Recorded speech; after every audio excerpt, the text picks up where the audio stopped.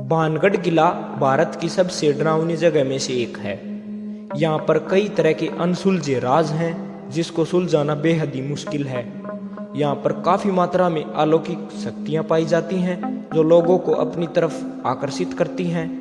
इस जगह पर रात में जाना सख्त मना है। अगर कोई इंसान रात में चला गया तो वह वापस नहीं आता। इसलिए सरकार ने भी यहाँ पर बोर्ड लगाकर रात में जाने के लिए पाबंदियां लगाई हुई हैं। तो बाणगढ़ किले का इतिहास क्या है, आज इसको इतना ज्यादा खौफनाक क्यों और बुता है क्यों माना जाने लगा, आज इसके बारे में आज की हम इस वीडियो में बात करेंगे।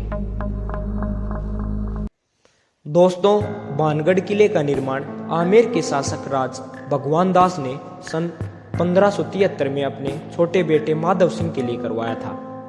यह किला जब पूरी तरह खुशहाल हुआ करता था और इस किले के चारों तरफ बहुत आबादी हुआ करती थी, फिर एक दिन अचानक एक ऐसी अनहोनी हुई जिससे इस किले की सारी खुशियां हमेशा के लिए खत्म हो गई और एक समय खुशहाल नजर आने वाला यह किला भूतिया जगह में बदल गया।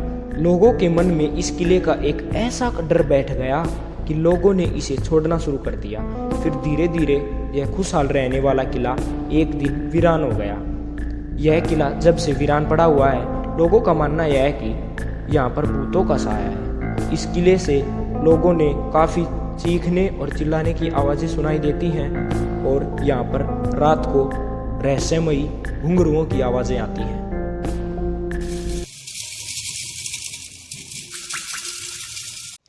लोगों का मानना यह है कि इस किले में जो भी रात में गया वह लौट के वापस नहीं आता।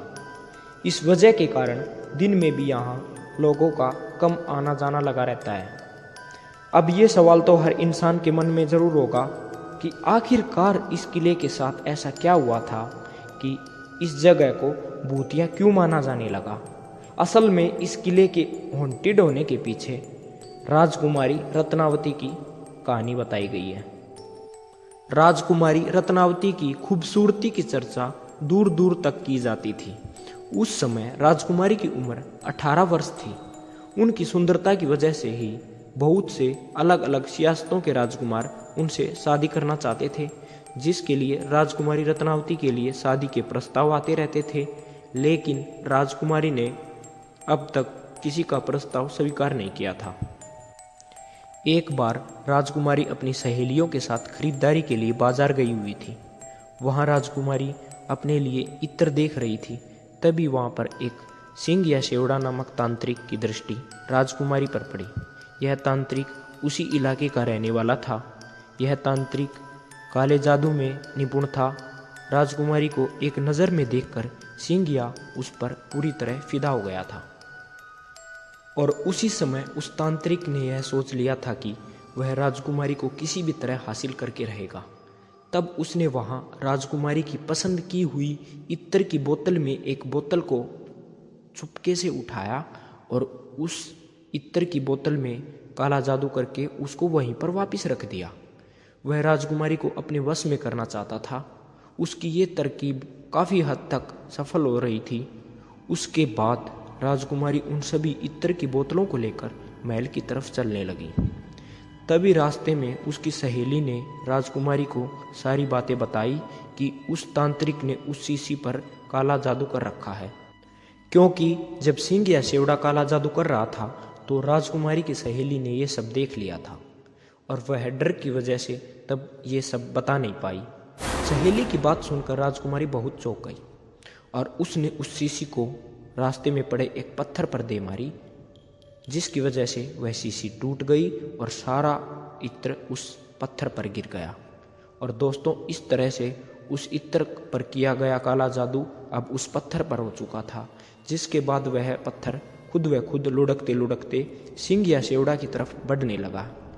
क्योंकि उस इत्र पर उस तांत्रिक ने ऐसा काला जादू किया था, जो भी कोई उस इत्र को लगाता वह उस तांत्रिक की तरफ खींचा चला आता।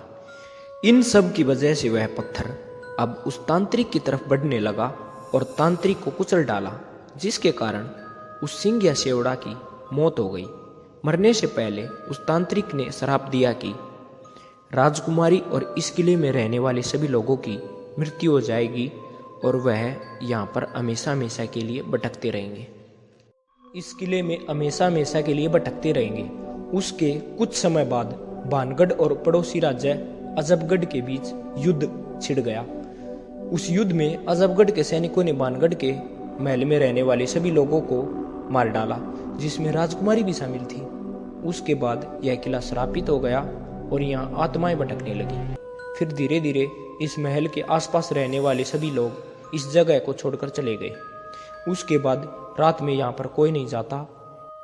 यहाँ के आसपास के लोगों का मानना यह है कि यहाँ रात में बहुत जोर जोर की लोगों की रोने की आवाज़ें आती हैं। इन सब को देखकर सरकार द्वारा भी यहाँ बोर्ड लगाकर रात में जाना वर्जित बताया गया है। दोस्तों, क्या आप सभी इन भूत प्रेतों में विश्वास रखते हैं या नहीं? हमें कमेंट करके ज़रूर बताएं। आशा करती हूँ वीडियो आपको अच्छी लगी होगी। ऐसी ही रोचक जानकारियों के लिए टोटल वर्ल्ड चैनल के साथ बने रहें। अब जल्दी मिलते हैं अगली वीडियो के साथ। तब तक के लिए वीडियो को लाइक करें, शेयर करें और चैनल को सब्सक्राइब करें।